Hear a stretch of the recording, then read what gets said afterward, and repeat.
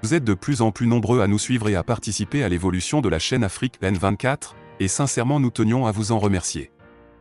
Nous lisons tous vos commentaires qui enrichissent le débat et vraiment nous vous demandons de nous soutenir, en vous abonnant et en aimant les vidéos pour une large diffusion, et pour continuer à avoir une ligne éditoriale indépendante, et vous proposer de nouvelles émissions toujours de plus en plus enrichissantes.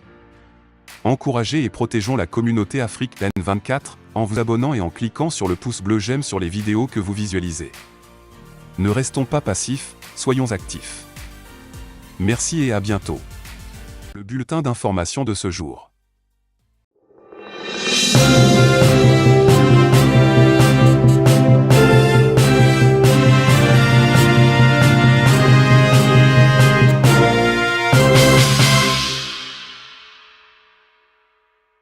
Togo. La DMK ouvre la porte des meetings de l'opposition. Premier meeting de l'opposition après 2 ans d'interdiction. La DMK, première force politique au Togo, a tenu samedi à Lomé son premier meeting dans la capitale après plus de 2 années d'interdiction. Toutes les manifestations de l'opposition étaient interdites depuis mars 2020, après la découverte du premier cas de Covid-19 dans le pays. Des militants de la dynamique Monseigneur Kpodzro, DMK, qui regroupe cette partie politique de l'opposition et 6 organisations de la société civile, se sont rassemblés sur la place publique à Bekodjinji, l'un des fiefs traditionnels de l'opposition. Quelques gendarmes étaient positionnés dans des ruelles voisines. Aucun incident n'a été signalé. La DMK avait déjà organisé un premier meeting fin novembre à Vogan, localité située à environ 67 km au nord de Lomé. Brigitte Adjamagbo-Johnson, la coordinatrice de la DMK, s'est réjouie de la mobilisation de la population togolaise. Était présent à cette manifestation d'information et de sensibilisation sur la situation économique, sécuritaire, sociale et politique du Togo, plusieurs responsables de la DMK dont Targon Sambiri, Nabouja Bourema, Gérard Adja, Gabriel Sassou Dossé Aniron, Fulbert Sassou Atisso, le duo Urojikpa Tchatchikpi, Nicodème Ayao Abia, et plusieurs autres personnalités ainsi que certains membres de la société civile qui ont fait le déplacement. Pour la coordinatrice de la DMK, ce meeting est le point de départ de toutes les manifestations.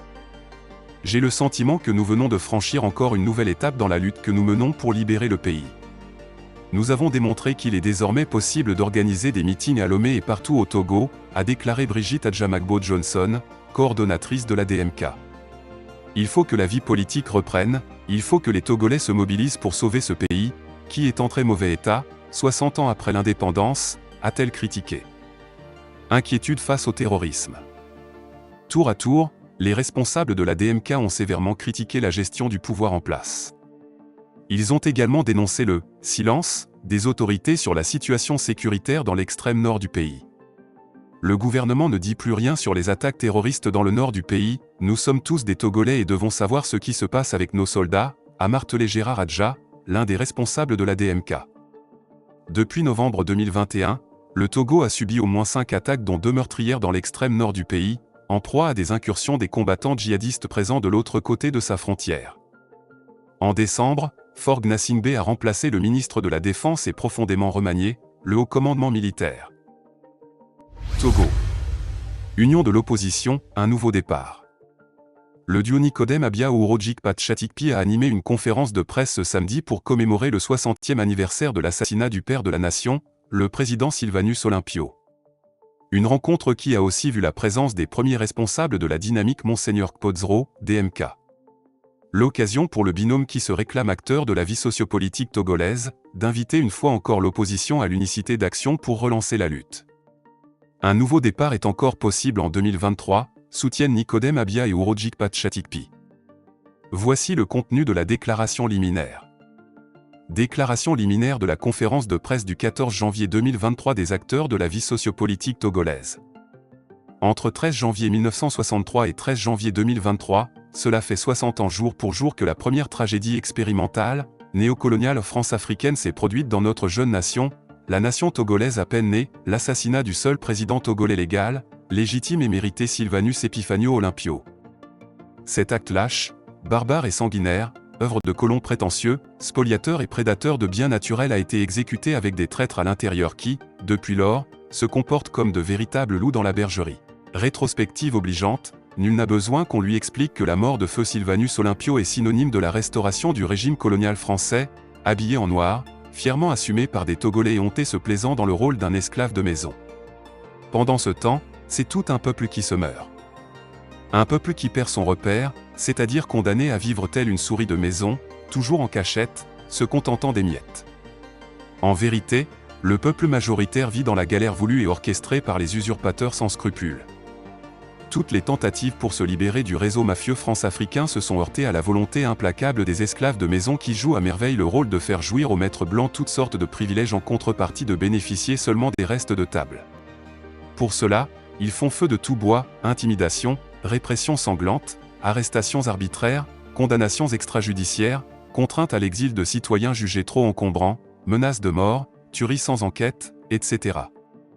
Ce triste anniversaire que nous commémorons aujourd'hui, loin d'être un moment d'agonie et de résignation, est au contraire l'occasion d'une redécouverte de notre réelle identité et du seul repère patrimonial, l'incarnation de la liberté, de la justice et du droit, nous avons nommé Feu Sylvanus Olympio.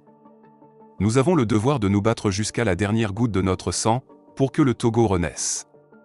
Ensemble brisons les chaînes de la traîtrise, du néocolonialisme, de la dictature et de l'esclavage. Les régimes post-Olympio, à savoir Grunitzky et Yadema père et Yadema fils sont une émanation française visant à faire du Togolais un sujet au service des intérêts d'une puissance extérieure avec la complicité d'une minorité de nationaux réfractaires au changement. Nous devons avoir la lucidité et le courage de sectionner les ficelles reliant toujours la France à la marionnette togolaise devenue de surcroît la plaque tournante de tous les coups bas illégaux et illégitimes en Afrique. Le régime français des Yadema fils en est le pire cas en matière de la dite marionnette. C'est pourquoi il faut à chaque instant le lui signifier, même si cela est de l'eau jetée sur le dos du canard. Un adage dit, à force de battre le tam-tam auprès d'un sourd muet, il finit par danser à cause des vibrations qui le traversent. Nous ne sommes pas pionniers de la lutte de libération au Togo. D'autres nous ont précédés. Mais une question, pourquoi la lutte piétine toujours? Nous n'avons pas une solution non discutable. C'est pourquoi, nous devons tirer des leçons de nos erreurs passées, car comme on le dit, on ne peut toujours faire la même chose et espérer des résultats différents. Donc, notre nouvelle orientation est d'agir comme il se doit. Ne pas le faire serait trahir la lutte démocratique. Car nous sommes redevables aux générations montantes. L'Afrique est en mouvement et sa partie ouest en ébullition. Réécrivons ensemble l'histoire de notre pays, le Togo en apportant cette rupture systématique nécessaire qu'est le changement. L'année qui commence est une autre que les autres. Elle débute avec espoir et sonne le tocsin d'une aube nouvelle, la liberté, liberté dans le Golfe, dans le maritime, dans les plateaux, dans le central, dans la Kosa et dans la savane. Les acteurs de la vie sociopolitique togolaise et leurs partenaires la DMK souhaitent au peuple togolais et ce, pour le compte de l'an 2023 la fin de la dictature militaro-clanique au Togo et la refondation nationale. Les acteurs de la vie sociopolitique togolaise et leurs partenaires la DMK exigent au régime RPT unir le mea culpa envers le peuple pour tous les crimes commis. C'est ainsi que le nouveau leadership de l'opposition pourra sensibiliser le peuple afin qu'il le lui accorde. Pour ce faire, les acteurs de la vie sociopolitique et leurs partenaires la DMK exigent l'unicité de l'opposition afin d'arracher 1. La libération de tous les détenus politiques et d'opinion qui croupissent dans les geôles du régime RPT unir.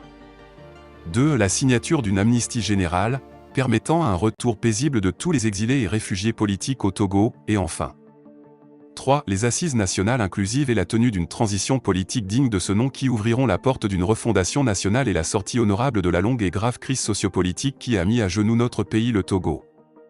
Fait à Lomé, le 14 janvier 2023. Les acteurs de la vie sociopolitique pour une lutte citoyenne. Les présidents. Urojikpa Tchatikpi. Nicodème Ayao Abia. Nigeria, la police sauve 30 victimes d'enlèvement dans le centre du pays. La police nigériane a annoncé vendredi que 30 personnes qui avaient été prises en otage dans une forêt de l'État de Nasarawa, centre, ont été secourues à la suite d'une opération antiterroriste.